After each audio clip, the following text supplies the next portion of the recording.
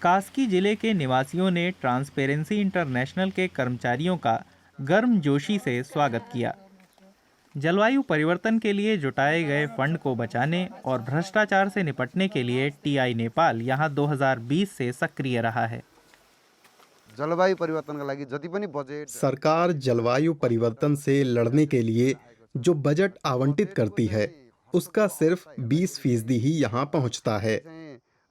जुन लाभग्राही हमें जांच में ये पता चला, जलवायु परिवर्तन के मामलों में खर्च होने के बजाय पैसा नेताओं के साथ मुलाकातों और सेमिनारों में उड़ाया जा रहा है। कस्मेटिक कार्यक्रमहरूमा खर्च गरिराखेको बहुत सारा पैसा ऐसे ही खर्च हो रहा है। गोष्ठी सेमिनार हैन उनीहरुका अतिथिहरूलाई स्वागत सत्कार गर्नमा हालात में बदलाव की ज़रूरत है।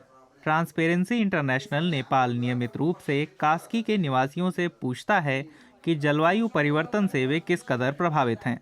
जिला प्रशासन को उनकी समस्याओं का अक्सर कोई पता नहीं होता, इसलिए यहाँ जुटाई सूचनाएं उन्हें भी भेजी जाती हैं। उन लोगों को मदद मिलती है जिनकी आवाज़ अनसुनी रह जाती थी। वे यहाँ अपना पक्ष भी रखते हैं। पुरुषों के मुकाबले हम औरतें अक्सर ठीक से पढ़ी लिखी नहीं हैं, लेकिन हमने भ्रष्टाचार के बुरे नतीजों को देखना शुरू कर दिया है। पारदर्शिता के अभाव से पड़ने वाले बुरे असर को भी हम देख रहे हैं। नतीजा ये हुआ कि हम लोग इन मुद्दों पर काफी ज्यादा दिलचस्पी लेने लगे हैं। कास्की के लोगों के लिए जंगल अहम है। उन्हें जलावन मिलता है और पशुओं के लिए चारा भी, लेकिन अब उनकी अपनी रोजी रोटी खतरे में है।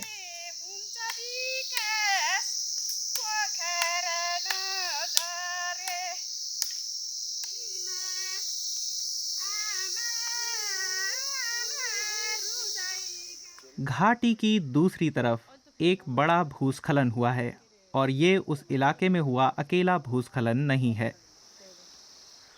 आमतौर पर बर्फ से ढका अन्नपूर्णा पर्वत दिख जाता था, लेकिन वो अभी बादलों से ढका है।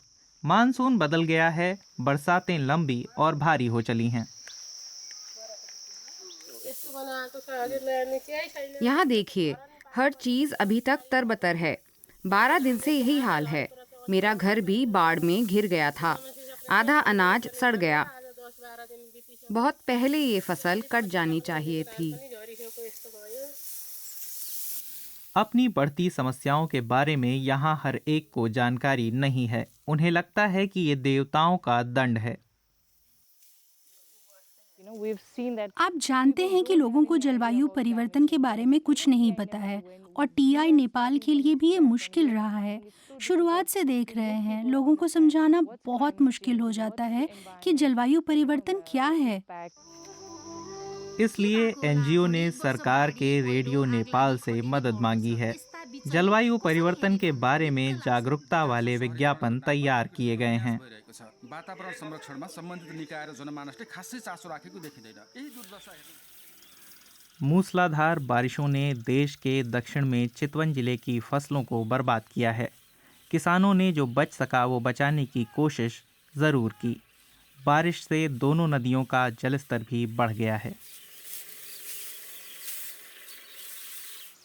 नदियां साल में कई बार अपने तटों को डुबो देती हैं। घर और खेत बह जाते हैं। तब भी नदी तटों को बांधने के बजाय स्थानीय अधिकारी जलवायु परिवर्तन के फंड को सड़क पर खर्च कर देते हैं। स्थानीय प्रशासन इन समस्याओं से निपटने के लिए योजनाएं और रणनीतियां बनाने में सक्षम नहीं है। इसका खामियाजा जनता भुगतती है। लोग अपनी जरूरत भर की चीजें भी नहीं जुटा पाते हैं। मछुआरे भी भुगत रहे हैं। बढ़ते तापमान से गर्मियों में नदियां सूख जाती हैं।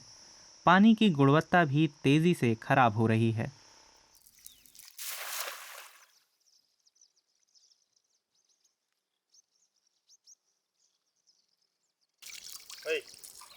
यहाँ देखिए, एक भी मछली नहीं पकड़ी मैंने। पहले तो जाल डालते ही एक बार में 15 से 20 मछलियाँ हाथ आ जाती थी।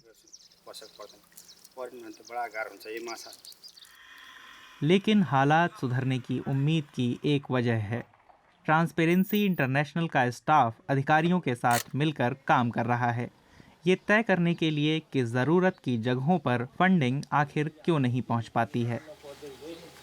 स्थानीय सरकार ने जलवायु परिवर्तन की मार झेल रहे लोगों और बाढ़ से बचाव के उपायों के लिए फंड देने का वादा किया है।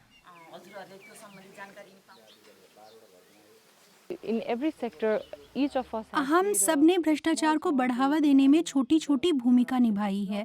बात केवल जेब में पैसे रख लेने की नहीं है, ना ये काले धन को सफेद करना है।